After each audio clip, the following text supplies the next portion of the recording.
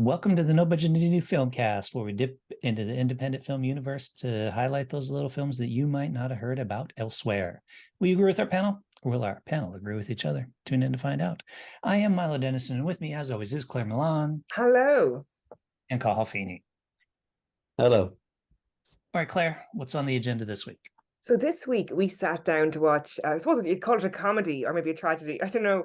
It's called The Forgotten Place. It's directed by Oscar Rene Lozoya 2, written by Jeff Locker, and it stars Jeff Locker and Kevin Stafford. So it's about a guy called Kip who arrives at an interview and meets Eric, the man he's placed an ad. Who's placed an ad looking for a best friend. They settle in and make small talk, but as their conversation continues, it becomes clear that this is an interview for no ordinary job. Eric is interviewing prospects for the role of his first best friend, and Kip's resume looks promising. And as Kip and Eric talk, they're able to riff off one another and collectively imagine what their friendship would look like. Brief vignettes are brought to life as they talk, and as they build, the writing weaves into a full, vibrant portrait of a complex friendship spanning years, full of everything from inside jokes to interpersonal conflict to genuine tragedy. So that's kind of a summary of the blurb. Did you write that, or was... No, it was actually written. It was actually, I think the filmmaker wrote it. I was going to be impressed there. All right, never mind. No, it's much better than what I could write. But I just thought it's a lovely film about friendship. A guy interviewing another guy to be his best friend, and the way it goes back then and shows those little snippets of life, or maybe actually it kind of flash forward. I don't know if you call this. It's not a flashback, but it's kind of a flash. I suppose a flash forward is the opposite of a flashback. So it flash forwards to their life in the future and what it could be like. I just thought this was a really good example of no budget filmmaking, particularly because a lot of it is them two having a conversation, and with the flash forwards then, I know they're in different locations, but I really thought it worked very well. There was like a lot of really good jokes in it. There was one joke though that I thought was a little bit, it was kind of unfortunately a rape joke. I thought didn't land well, and maybe they should have avoided that. It didn't sit well with me at all, but I thought it was funny, it was poignant. It was just, yeah, definitely tore my heartstrings a little bit as well, and I thought it was really good acting. And the guy who plays Eric, he is also the writer. So I thought it was a really good showcase for a writer as well. I just thought it was really well put together, very well directed, and I liked the way they set up some of the shots, because when they did the flash forwards, they had like someone walking by the camera to kind of create a transition.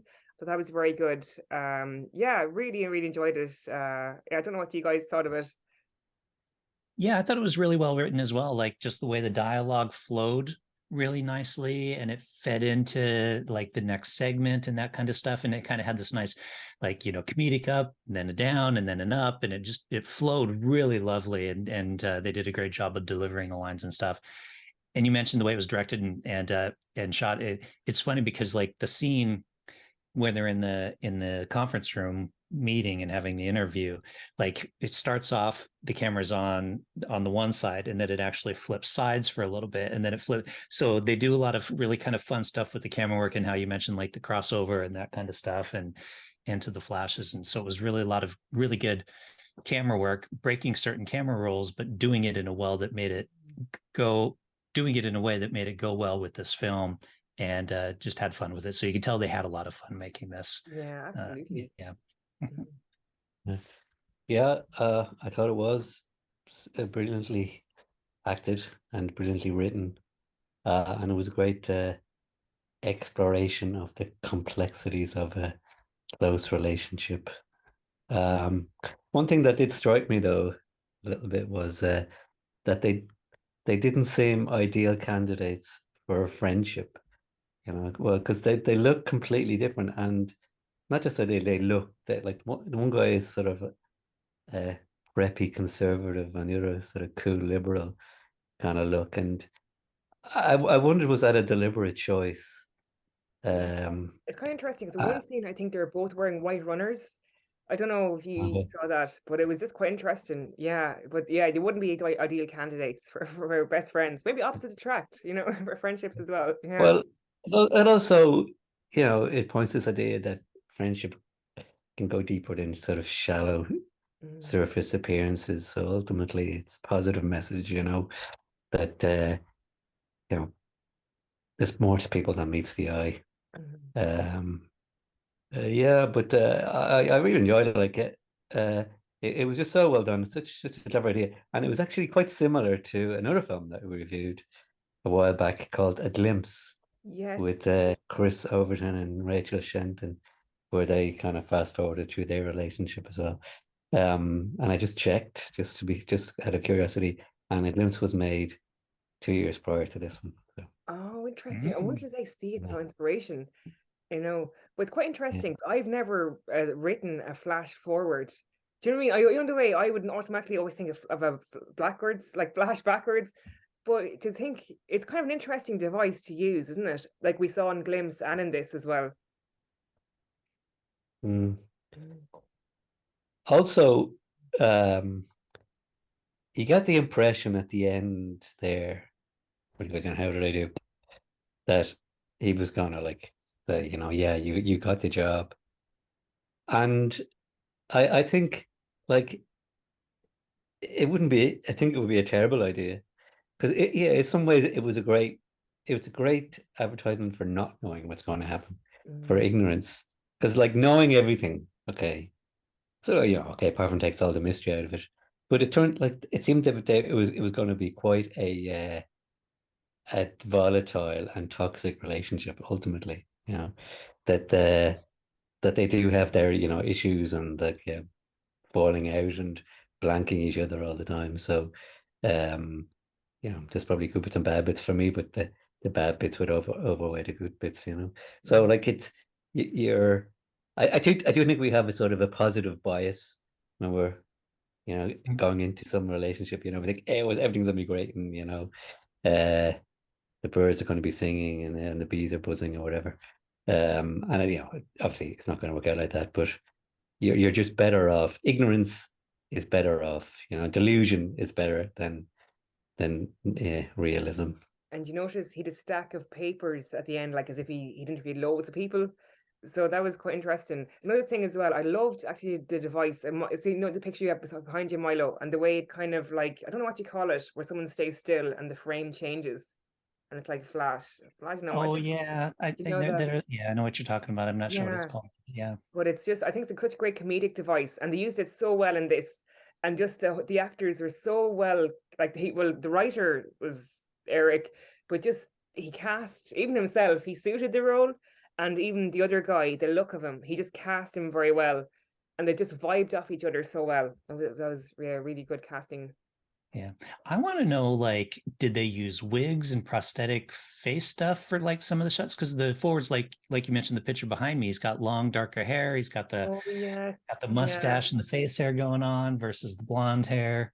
And then there's other scenes where they change the look of him. He's got a beard and stuff like that. So if they did, which they probably, depending on how long it took them to shoot this, which I would imagine they did, the makeup and hair person did a pretty darn good job with Brilliant, that. brilliant. And Yeah. also his son didn't look totally unlike him either. No, Yeah. he At the didn't. He really didn't. But yeah, they must have spent a lot. Talking about no budget filmmaking, this must have had a good bit of a budget as well if they're doing Must that add so some. well. unless Do you know what I that could mean? have been an AI generation. Oh, That I don't kid. The whole film is fake. Exactly. Not yet. Give it a Good. few years. But it did get Yeah, very yeah. dark there at one point with the mole and the what's the rape joke, It was a Uh, little bit dark, but like maybe that it balanced it out maybe in the end, But it was like, oh, it got very dark. Yeah, I think because I mean, all relationships have their ups and downs and stuff. And so they did have the downs, but I'm kind of with you. I don't know if they necessarily needed the rape comment. I don't know if it was Yeah, a joke or just let me give you a dramatic moment here. yeah. I But thought it was, I agree. I don't think it was necessary. because it kind of I don't actually remember that. What was that point? yeah. When he was, go ahead. Oh, sorry. It was when he said about the mole in his back, and he was like, oh, I think I was raped or something. I just thought, Jesus, The Oh, now I remember. Yeah, one yeah. guy he was yeah, talking, I went through a period where I was just hooking up with random people, and then yeah, they have a bunch of shots of just people showing up at his door. Like yeah, one's got drinks, he's like, and then he's like, and I got raped, but I didn't You tell know, you, kind of thing. yeah. I didn't get the impression that was a joke. I mean, I know Yeah, I never both of you thought kind of of it. said, Mm. mentioned the comedy. I didn't really get any comedy from this at all. Really? I, no, not at all. No. Uh, it was there was lightness to it. There was light moments, I suppose, but it was never kind of, that's funny. And I thought, it was that was kind of, a dark moment, obviously, and it could happen.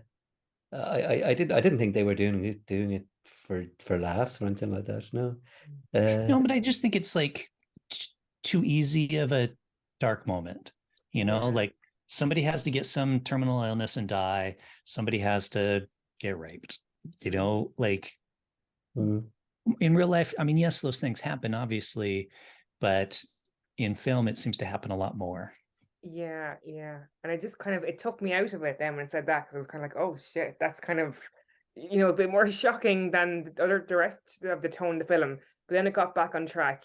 So I don't know if that was necessary, because it just gave me like, oh Jesus, okay, this is dark now.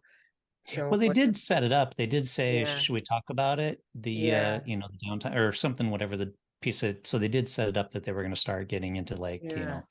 the downsides of the friendship. Mhm, mhm. yeah, that was some downside, and also like, that this happened to him, and he never talked about it. That was kind of, Yeah, yeah, I suppose, something kind of deep. How their relationship had fractured to that extent. Yeah. yeah. But I think that's true to life, though. I think that happens a lot and people don't talk about it. Oh, So, absolutely. Yeah, especially I think probably with men, because you're supposed to man up and, you know, Mm. can't rape a man kind of attitude kind of thing. And it still does. they were talking about that recently, actually. I think Paul Mescal was talking about it with a fan. Someone actually touched him inappropriately, but there's a whole big discussion on Irish radio about men being sexually assaulted. It was yeah, so it was yeah. It's not talked about enough, I suppose. Yeah. Mm. Yeah. So I think I do like you mentioned the ending real quickly there, Carl.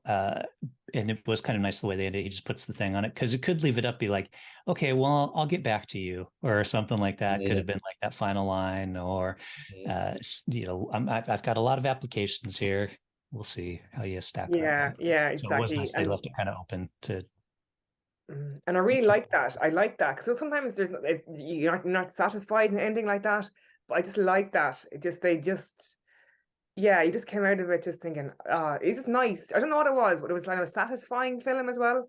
And the length Yeah, of it, I know it was like, I think it was 11 some minutes something, but it was just really a kind of a satisfying film to watch. I don't know. That's what feeling I left with it anyway. Yeah. Yeah. A bad ending can spoil a film, Mm, definitely. exactly. yeah, So, especially when you leave it on one of those like Yeah. And you're like, oh cliffhanger endings, and no. you're like, man, come yeah. on. So I think in this one it definitely worked. Yeah, it was nicely. Yeah. Like you, I mean, I was expecting, like, I'll get back to you. Yeah, yeah, just something. And Yeah. then it's yeah. Yeah. What after everything I just said? Yeah. How could you? Mhm. Yeah. The title is Uh, very interesting, The Forgotten Place. So that was kind Yeah. of interesting. And Yeah, good okay. association there. the book, I think it was What the do you think book it was at the means? start, the Kip. Actually, this was a Mm. stage play. I Was read in one of it? the, Ah, yeah. Hmm. Mm, that's interesting. It would work very well as a stage play, actually. You could yeah. imagine, couldn't you? Yeah.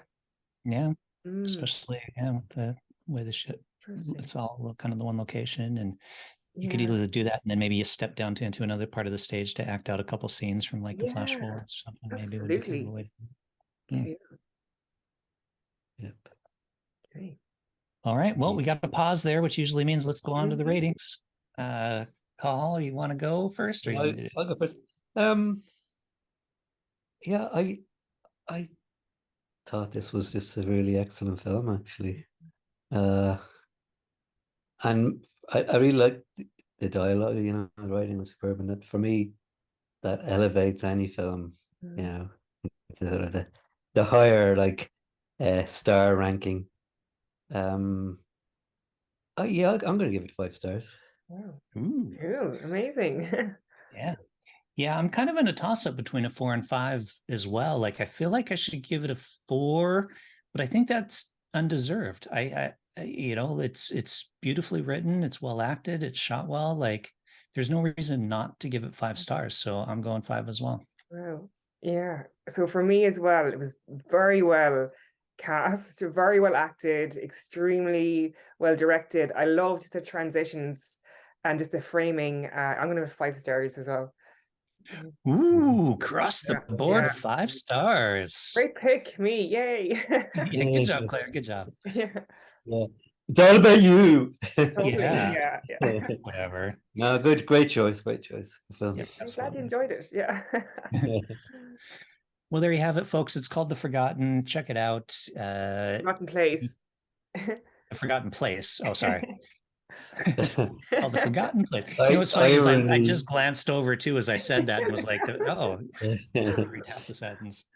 Let us know what you think, folks. You can always reach us on Instagram, Twitter, or Facebook at No Budget Show. And with that, we'll say see you next time and goodbye. Bye. Goodbye.